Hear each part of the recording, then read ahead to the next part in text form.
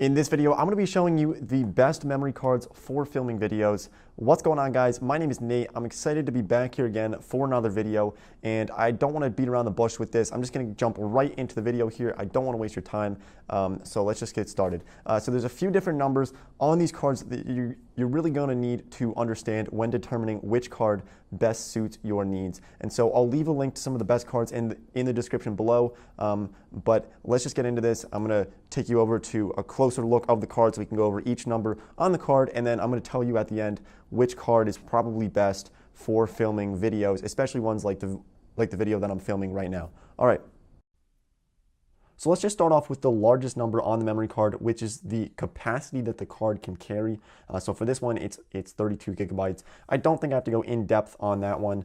You probably understand what gigabytes are. And if you are planning on filming with something like this DSLR that I'm using right now at 1080p, you'd probably be best off choosing either a 32 or a 64 gigabyte memory card. Now, if you really need to film long videos, and I'm talking like 7 or 8 hours plus of video on one card, then maybe you would want to consider a 128 gigabyte memory card. But for myself, for my YouTube channel, I choose to use 32 gigabyte cards because they do wear down after a while, and these 32s are cheap enough that if you lose them, it won't ruin your day, and they should hold a couple of hours of pretty nice video pretty easily, and even if you're shooting in 4K, they should do just all right for you. Now, the next number on here that you're going to need to be aware of is the megabytes per second. So this one is 95. It's megabytes per second. Now, this is the read speed of the card. Generally, it's better to have a higher number for this. So if you're just shooting YouTube videos at 1080p, anything 60 megabytes per second and up should do just fine. This one is probably middle of the road at 95 megabytes per second. So there's three more numbers on here, and they're related to speed class. Now, the first one on here is a 10. So it's a little tiny 10 right there, and that is the highest number that you can get for that category. It's a class 10. Definitely go for a 10.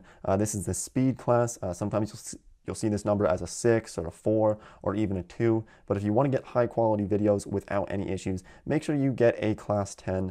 Most cards these days are a 10, but just keep that in mind when buying a card in the future. And then there's two more numbers on here. Both of them are number 1. Now, for the bottom one, which looks like a Roman numeral, that you'll either see that as a number 1 or a number 2. So a number 2 is better. It just means that you can have a higher megabytes per second max speed. But a number 1 here will mean that your max megabytes per second speed will just be capped at about 104 megabytes per second, which should be just fine, unless of course you're shooting video in 4K or something that you don't need some crazy read speeds for. But the upper number surrounded by a U will either be a 1 or a 3. Now, the minimum write speed for a number 1 will be 10 megabytes per second, and if you see a number 3, that just means that your minimum write speed will be about 30 megabytes per second. So that's kind of irrelevant to myself. I don't really care about that, but you know, obviously a 3 would be better, but it's just fine to have a 1. Now, all right, so you now understand all of the numbers on a memory card, which card is best for filming videos. If you're making shorter videos at 1080p or less quality, then I would recommend this card right here. It's the one that I use to film all of my videos, and I have no complaints about it at all. I'll place a link to it in the description box below, as well as anything else I may have forgotten to mention in this video. If you are filming in 4K, try to get a card with higher megabytes per second speed. I will put a link for that as well in the description. Thanks so much for watching. If you have any questions or video requests, just let me know down in the comment section below, and I'll do my best to get back to you.